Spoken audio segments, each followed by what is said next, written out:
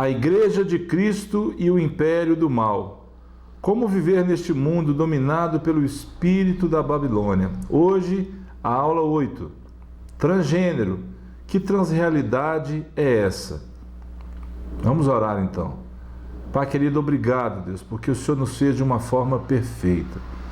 Ainda que o pecado, papai, tenha tirado a nossa forma original, tenha realmente, Deus, descaracterizado aquilo que somos diante do Senhor, Pai. Deus, obrigado pelo sacrifício de Jesus Cristo naquela cruz. Abre o nosso entendimento, conforta, papai, o coração dos irmãos, das irmãs que estiverem assistindo essa aula, que nós possamos, em nome de Jesus, Pai, aproveitar tudo aquilo que o Senhor tem para nós. Em nome de Jesus, Pai. Muito obrigado. Vamos lá então, transgênero. Que transrealidade é essa? Também disse Deus: façamos o homem à nossa imagem, conforme a nossa semelhança. Tenha ele domínio sobre os peixes do mar, sobre as aves dos céus, sobre os animais domésticos, sobre toda a terra e sobre todos os répteis que rastejam pela terra. Nós vamos ler alguns capítulos de Gênesis que narram para nós a história da criação do homem e da mulher. Vamos ler juntos? Vê se você consegue ler aí. Criou Deus, pois, o quê? O homem, a sua imagem. A imagem de Deus o criou. Homem e mulher os criou. Note bem que esse slide, ele não está como deveria estar. Você concorda comigo? Mas mesmo assim, a gente ainda consegue ler. Mas como é que Deus, para nós, se torna normal a leitura e Deus nos fez assim, para que a gente possa entender? Desse jeito. Criou Deus, pois, o homem à sua imagem, a imagem de Deus o criou, homem e mulher os criou. Note que agora você está lendo e você está seguindo um padrão para ler. Assim também é a vida do cristão. Tem gente que está lendo as coisas desse jeito aqui, ó. Sabe que é a palavra, consegue ler, mas de uma forma que não é a forma natural. E está vivendo assim. E está achando isso legal, está achando isso como permissão de Deus, mas a verdade é que isso não pode ser a verdade para nós. Vamos em frente então. Assim, pois, foram acabados os céus, a terra e todo o seu exército. E havendo Deus terminado no dia 7º a sua obra que fizera, descansou nesse dia de toda a sua obra que tinha feito. E abençoou Deus o 7º dia e o santificou, porque nele descansou de toda a obra que como Criador fizera. Muitos estão deixando o Criador, trocando ele pela criatura. E isso para nós é muito importante. Observe que Deus descansou. Deus fez tudo o que precisava fazer e descansou. Tudo está pronto já. Então formou o Senhor Deus ao homem do pó da terra e lhe soprou nas narinas o quê? Fôlego de vida. E o homem passou a ser o quê? Alma vivente. São sequências de eventos da criação. Então o Senhor Deus fez cair o quê? Um pesado sono sobre o homem. E este adormeceu. Tomou uma das costelas e fechou o lugar com carne. E a costela que o Senhor Deus tomara ao homem, transformou o quê? Numa mulher. Então até agora Deus criou o homem, agora criou a mulher e trouxe a mulher para o homem. E disse o homem: esta afinal é o osso dos meus ossos e carne da minha carne. Chamar-se-á varoa, porquanto do varão foi tomada. Por isso, o que? Deixa o homem pai e mãe e se une à sua mulher, tornando-se os dois uma só carne. A palavra de Deus está dizendo isso. A criação de Deus perfeita, assim como Deus tinha planejado. Então, mediante isso, vamos em frente nessa aula falar sobre essa transrealidade do transgênero. A sexualidade bíblica é heterossexual, ou seja, sexos diferentes, biologicamente definida conforme o que? O sexo divinamente criado, homem e mulher. Qual é agora o nosso compromisso inegociável com o que? A autoridade da palavra de Deus. Esse é o nosso desafio. Vamos lá para a introdução. Nós estamos aqui para falar o que é certo ou errado nessa aula. Eu quero te dar o embasamento para que você seja firme nesse propósito de entender o que é que Deus fez e o que é que o mundo tem oferecido para as pessoas como algo alternativo hoje. Então você, depois dessa aula, você pode pegar todos os versículos, estudá-los novamente, lê-los novamente e você vai entender o que que Deus fez e como é que o padrão bíblico precisa realmente ser valorizado nos nossos dias. Vivemos um período em que o corpo humano e a sexualidade tornaram-se questões relevantes, ou seja, importantes. Ou será que o termo seria irrelevantes? Relevantes para nós que fazemos questão de praticar a palavra, relevantes para nós que temos realmente o Espírito Santo de Deus, mas irrelevantes para aquelas pessoas que não estão preocupadas com o Criador. Assim como nós fizemos aquele versículo de cabeça para baixo, elas conhecem a palavra, elas leem a palavra muitas vezes, mas não praticam o que a palavra diz. Por quê? Tem o entendimento obscurecido, talvez pelo pecado, talvez pela ignorância, mas o que importa para nós é que nós somos chamados para ajudar essas pessoas. Ficam essas questões para nós, né? Se é relevante ou se é irrelevante. Uma nova ortodoxia progressista que tem como projeto impor uma agenda desconstrucionista de cima para baixo, negando a base da biologia e da fé, e revelando uma verdadeira agressão o quê? Identitária. Identitária é uma palavra que tem a ver com identidade. O que é identidade? Conjunto de características próprias e intransferíveis, que define e qualifica algo ou alguém, diferenciando esta pessoa ou coisa das demais. Você tem sua identidade em Cristo Jesus. Há movimentos com embasamento filosófico e crítico que recebem certa benevolência das mídias quanto à divulgação de suas agendas. Torna-se, por isso, urgente e necessário tratar de todos esses assuntos à luz das Escrituras. Por isso, nós estamos aqui. Os seres humanos possuem um sexo que biologicamente determinado, de conformação heterossexual, homem e mulher. Lembra daquela aula que nós falamos sobre a harmonia entre os sexos? Homem e mulher precisa acontecer, como uma tomada mesmo. Ah, mas como é que nós vamos comparar o homem e a mulher a uma tomada? Simples assim. O encaixe, a harmonia, para que possa funcionar com o pleno objetivo.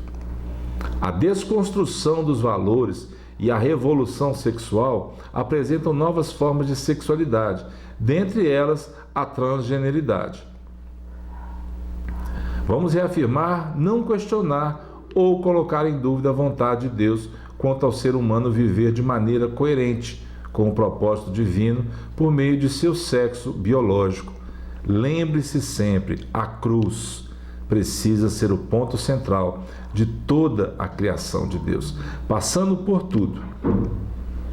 A década de 1970, as ciências sociais passaram a enfatizar que o comportamento social dos gêneros não era mais estabelecido do jeito que nós falamos, e sim pela cultura e não pelas características biológicas do sexo.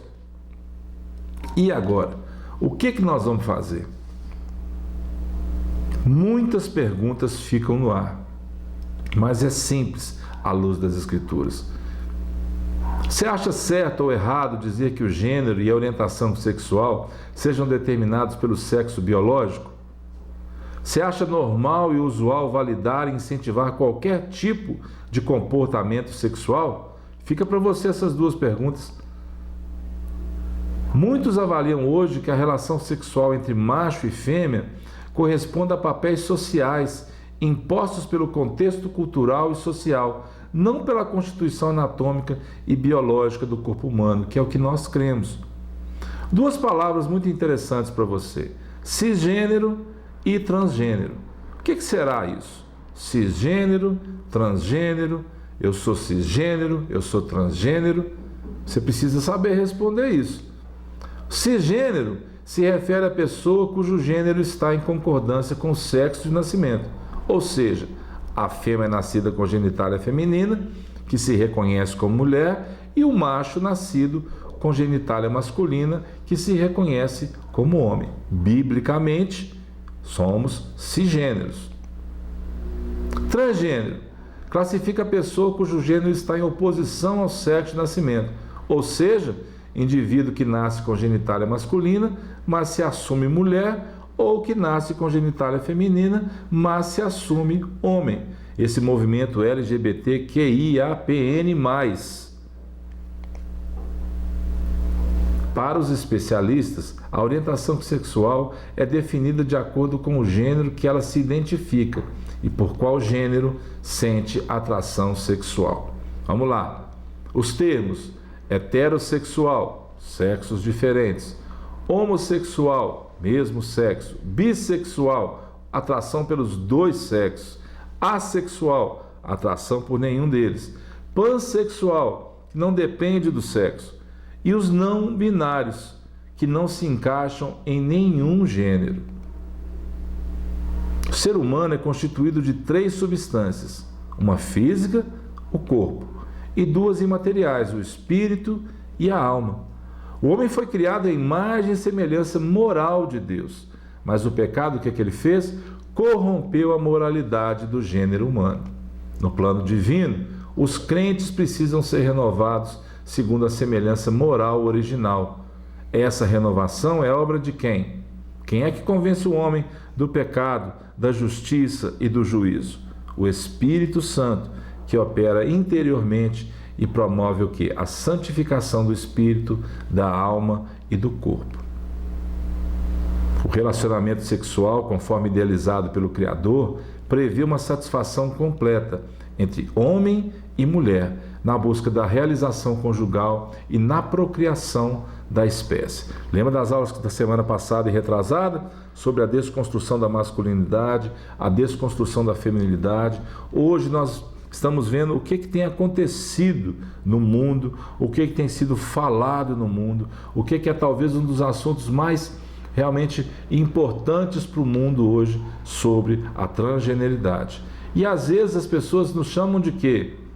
Por praticarmos o que a palavra de Deus ensina, de homofóbicos, discriminadores, preconceituosos, transfóbicos, vários nomes. Mas esquecem que precisamos praticar o quê? A verdade de Deus. E a verdade de Deus é uma só: homem e mulher os criou. Militantes trans alegam que a subjetividade de alguém se sentir homem ou mulher deve sobrepor os aspectos biológicos, ou seja, você pode ser o que você quiser, independente do sexo que você tem. Em sua maioria, se rebelam contra sua própria natureza, ou seja, contra o próprio Criador, invertendo valores, prioridades, dizendo até mesmo ser a gramática normativa, veja bem, machista e elitista, desconstruindo um dom de Deus, negando sua própria, o quê? Identidade. É aquilo que cada um tem e que define o que realmente essa pessoa ou coisa é. Conclusão. Somos moralmente obrigados o quê? A tratar as pessoas de maneira que as ajude a cumprir seu propósito em Deus. Não para discriminar, não para acusar, não para condenar, não para apontar o dedo, mas para amar, para perdoar e para dizer a verdade para elas em amor. E cuidado, porque muitas vezes você vai colocar Jesus Cristo nos seus lábios para dizer coisas que ele não disse. Você vai falar em nome de Deus coisas que Deus não te ensinou a falar. Você vai falar em nome de Jesus coisas que ele nunca falaria. Então, cuidado, você é chamado sim para ajudar, você é chamado sim para pregar o Evangelho para qualquer tipo de pessoa. Ide e pregar o Evangelho a toda criatura, tanto aqueles que creem nisso que estamos falando, como aqueles que não creem nisso. Mas que você seja um instrumento, boca de Deus nessa geração, para salvar, para realmente levar as pessoas a quem? A Cristo, tá bom? A moralidade é o guia para cumprir o propósito original de Deus para a humanidade. O manual das instruções, o mapa do tesouro. É claro, amados, que o Espírito Santo é que vai te conduzir. Não são as minhas palavras que vão convencer alguém. Como o apóstolo Paulo diz, é o poder de Deus para todo aquele que crê. Paulo diz, escrevendo aos Romanos, eu não me envergonho do Evangelho. Por quê? Ele é o poder de Deus para salvar todo aquele que crê. A saber em quem? Em Cristo. Não em mim, não no que eu posso fazer, não no que eu falo. Muitas pessoas carregam isso como se fosse um dom dela. É um dom de Deus, amados. O que? Trazer essas pessoas que estão cambaleando, que muitas não têm dúvida, estão enganados pelo mundo, pelas situações e estão vivendo uma vida miserável, longe da presença do Senhor. Você, meu irmão, minha irmã, somos chamados para poder ajudar essas pessoas. A união monogâmica e heterossexual configura o modelo bíblico de sexualidade. O sexo, gênero e sexualidade estão o quê? Biologicamente constituídos e intimamente relacionados. Olha o que a palavra de Deus diz. Viu Deus tudo quanto fizera, e eis que era muito bom. Houve tarde e manhã, o sexto dia. Está lá em Gênesis 1:31. Deus não errou ao criar a sexualidade heterossexual para a humanidade. Ninguém nasce ao acaso do universo, sem propósito, sem identidade definida. Muda-se a cultura, mudam-se os tempos, mas a palavra de Deus permanece imutável. E eu quero chamar a sua atenção um minuto, porque o que mais me encanta sempre na palavra é que muito do que nós às vezes queremos expressar, nós podemos encontrar já na palavra de Deus expresso. Coisas particulares, minhas, suas, que tentamos às vezes explicar com palavras, não conseguimos e achamos isso na palavra. Por quê? Porque Deus ele vem nos instruir através da Escritura. Por isso, para mim, a Bíblia é uma regra de fé básica para que eu possa viver cada dia. E olha o que Pedro escreve. Por essa razão, pois, amados, esperando estas coisas, empenhai-vos por seres o quê? Achados por ele em paz, sem mácula e irrepreensíveis, ou seja, sem mancha, sem nada a ser condenado em nós.